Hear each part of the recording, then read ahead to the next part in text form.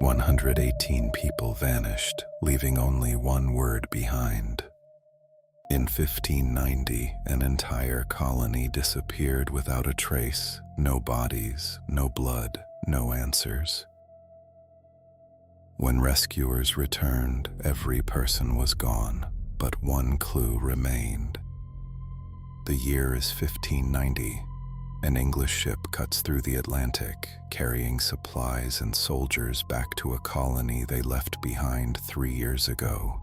The captain, John White, stands at the bow, not as a soldier, not as a sailor, but as a father.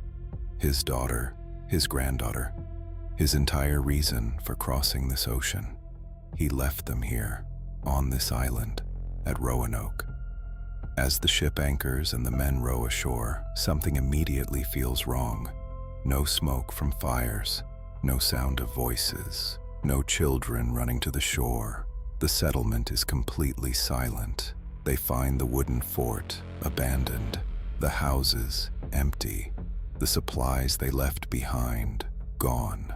Every single person who lived here has vanished, all 118 of them, including John White's daughter, Eleanor, including her baby, Virginia Dare, the first English child ever born on American soil. Gone. But here's what makes this case different from every other disappearance in history.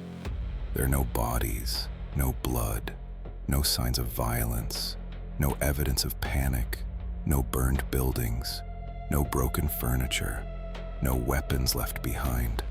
Nothing that suggests an attack, a massacre, or a disaster. They didn't die here. They simply left. The only clue John White found was carved into a wooden post at the entrance of the fort. 7 letters, CROATOAN. One word, no explanation, no message, no goodbye. John White had agreed with the colonists before he left. If they were forced to move, they would carve their destination into a tree. If they were in danger, they would carve a cross above it. There was no cross, so White assumed they had moved Valderney to voluntarily to CROATOAN Island, about 50 miles south. But a violent storm forced his ships away before he could investigate. He never returned, and the 118 people of the Roanoke colony were never seen again. For over 400 years, historians, archaeologists, and investigators have tried to answer one question: what happened to the lost colony of Roanoke? And for 400 years, no one has been able to give a definitive answer. What we do know is this: the Roanoke colony was doomed long before John White ever sailed back to England. The real story didn't start with the disappearance. It started years earlier with a series of decisions that set 118 people on a collision course with the unknown. To understand what happened at Roanoke, you need to understand why these people were there in the first place, and how badly everything had already gone wrong before a single person disappeared. It's 1584. England is locked in a Cold War with Spain. Queen Elizabeth I desperately wants a foothold in the New World, not just for trade, but for power. She grants permission to Sir Walter Raleigh to establish an English colony in North America. Raleigh sends an expedition to scout the coastline. They return with glowing reports of fertile land, friendly natives, and limitless resources. They also bring back 2 Native Americans, Monteo and Wanchese, as living proof of their discovery. The Queen is impressed. She names the territory Virginia after herself, the Virgin Queen. And in 1585, the first group of English colonists sets sail for Roanoke Island, a narrow strip of land tucked between the Outer Banks and the mainland of what is now North Carolina. From the very beginning, the colony struggles. The English arrive too late in the season to plant crops. They depend entirely on trade with the local Algonquian tribes, particularly the CROATOAN and the CROATAN peoples, but the relationship deteriorates rapidly. When a silver cup goes missing, the English burn an entire Native American village to the ground. When a tribal leader is accused of plotting against the colonists, the English have him executed. By the time a fleet led by Sir Francis Drake stops at Roanoke in 1586, the surviving colonists are starving, terrified, and desperate. They abandon the colony and sail back to England. But Raleigh doesn't give up. In 1587, he sends a second, larger group of colonists, 117 men, women, and children. This time, the plan is different. This isn't a military outpost. These are families, farmers, craftsmen, people who plan to build a permanent settlement. John White is appointed governor. His pregnant daughter Eleanor and her husband Ananias Dare are among the settlers. Almost immediately, they face the same problems as before. Relations with the local tribes have collapsed. The land they were promised, on the Chesapeake Bay, is given to them at Roanoke instead, without explanation. Supplies are dangerously low. One colonist is killed by a CROATAN warrior just days after arrival. The colonists make a desperate decision. They convince John White, the governor, the father, the grandfather, to sail back to England personally and bring more supplies. He doesn't want to leave, but the colony votes. He goes.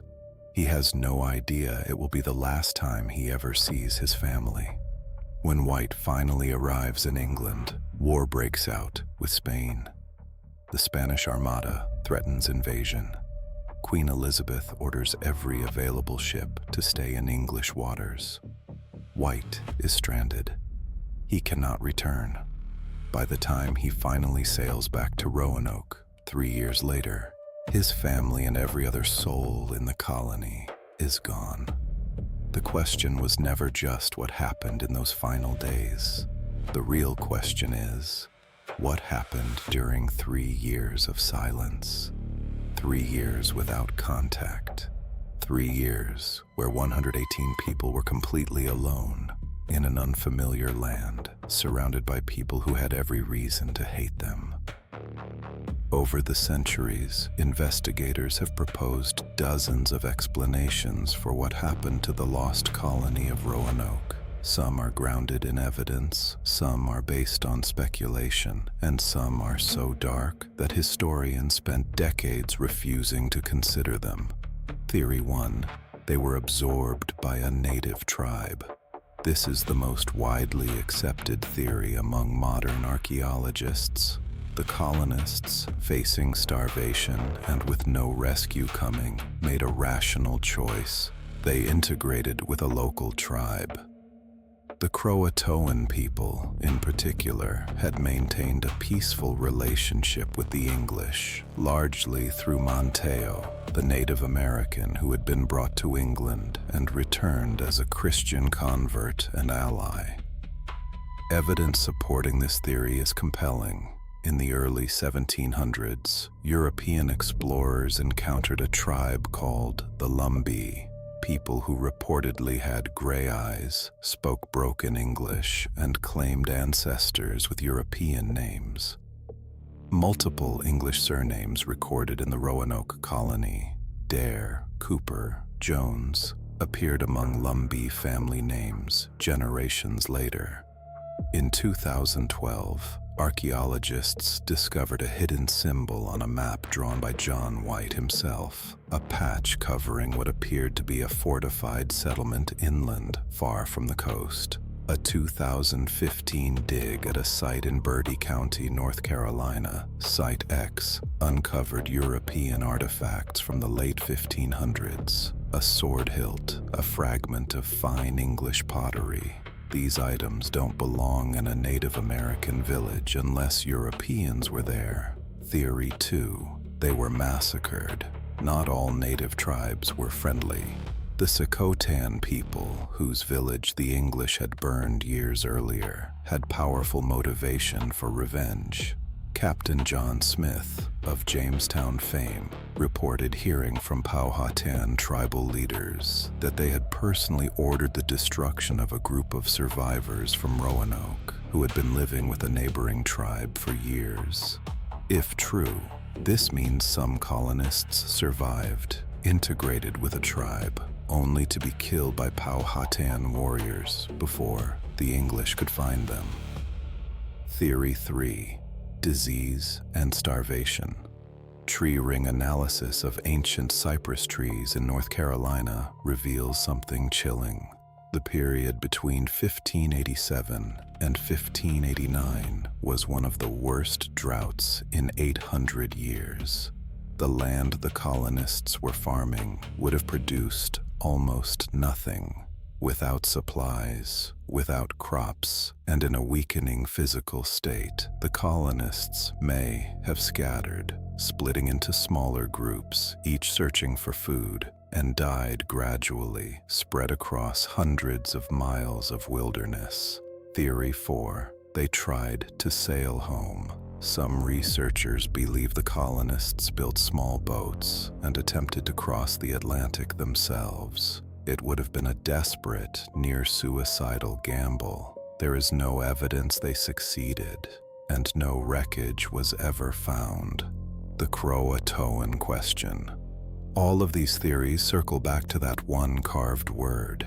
If the colonists were massacred, why carve a calm message with no distress signal? If they were absorbed by a tribe, why leave only a single word and no detailed instructions? If they fled, where exactly did they go? The word CROATOAN points to CROATOAN Island, but CROATOAN Island was never thoroughly searched. John White's ships were driven off by the storm. Later expeditions found nothing, but they weren't looking very hard, and they weren't looking in the right places.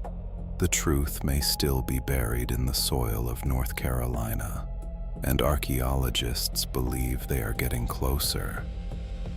The story of Roanoke didn't end in 1590. In many ways, it never ended at all. For centuries, the Lost Colony was treated as a historical footnote, a strange, sad story from the early days of American settlement. But in the 20th and 21st centuries, something changed. New technology, new methodology, a new generation of researchers who refused to accept that one of history's greatest mysteries had no answer. In 1998, the first Colony Foundation was established, a non-profit organization dedicated entirely to solving the Roanoke Mystery. They have been digging ever since. The discovery at Site X in Bertie County was a breakthrough. The European artifacts found there, the pottery, the sword fragment, date precisely to the late 1500s. The location matches a settlement marked on John White's own map underneath that mysterious patch. The implication is significant. Some of the colonists moved inland. They built a new settlement. They survived, at least for a while. But here is the detail that haunts every researcher who studies this case. Virginia Dare, John White's granddaughter, born on August 18, 1587, the first English child born in America, was among the missing. She was a toddler when her grandfather sailed away. She would have been around 3 or 4 years old when the colony disappeared. What happened to her is unknown. There is no record of her death, no grave, no mention of her in any Native American oral history that has been definitively confirmed. She simply ceased to exist. In the Cherokee oral tradition, there is a story of a white doe, a spirit animal said to be the ghost of a young English girl who was transformed by a tribal shaman. The story is almost certainly a legend, but it became so attached to Virginia Dare that she has appeared in American folklore, poetry, and literature for 400 years. a ghost herself, wandering the outer banks of North Carolina. Today, modern DNA analysis is being used to study the Lumbee people, the descendants of that tribe with European names and features, in an attempt to find a genetic link to the Roanoke colonists. Initial results are intriguing, but not yet conclusive. Ground-penetrating radar is being used to scan areas of CROATOAN Island, now called Hatteras Island, for buried structures, artifacts, and remains that could finally answer the question John White spent the rest of his life asking.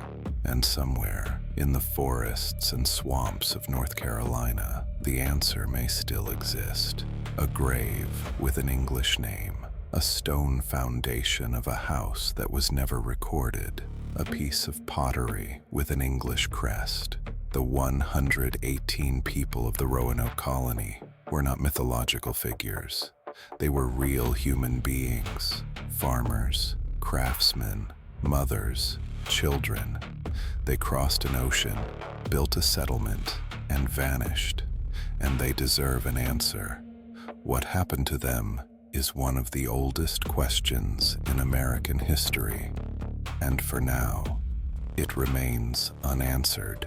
No bodies, no blood, no answers.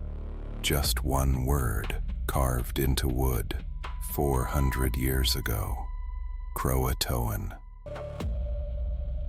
More than 400 years later, the Roanoke colony remains one of history's greatest unsolved mysteries.